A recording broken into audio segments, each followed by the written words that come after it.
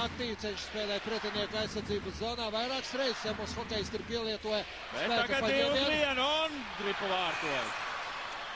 Nedaudz kļūdījās pozicionāli mūsu spēlētāji savā aizsardzības zonā. Un viss sākās. Jākaps Rēdliks pazaudēja. Tālāk lidoja atpakaļ Kartigans. Niževijs, Kartigans un Dripa vārtos. Un beidzot Marks Kartigans būs savus 11. vārtus. Markam Kartiganam, kurš ar ļoti precīzu metienu redzam pārspēju. Miķels Rēdliks, kur spēlēs vārtiem tur. Dārziņš un Dripa vārtos! Kļūdījās Jansanī, izslidoja no vārtiem. Pēc tam arī neizdevās to piespiest un Miķels Rēdliks. Dārziņš neskatījās, ko darīs Danīrs. Skatāmies, viņš devās virsū vārtsarga. Iztraucēja viņam, izbojāja visu, ko varēja izbojāt, un tālāk jau punktu pielika Miķelis Rēdliks.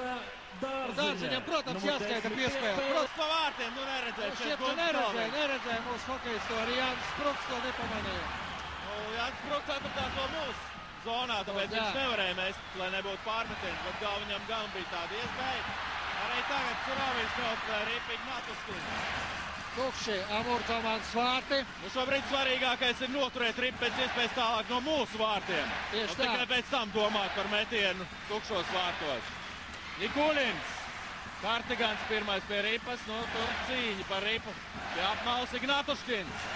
Piespēl vārtu priekšā, Ripas līdz pāri visām zonām, bet vārtiem garām. Ignatuškins būtu iemetis savos vārtos tagad. Amūra komanda ir tā, kas iepriekšējā sezonā izcēlās. Atceraties, Edgara Masaiska it kā gūtos vārdus. Edgars Masaiskis toreiz skaitliskajā pie aizturētā soda ar atcitamo cimdu atcitu šo Ripu. Un šobrīd Ripa augstu gaisā. Pēdējā sekunde uzvarā! Un 2-1! Otrā smagā uzvara pēc kārtas.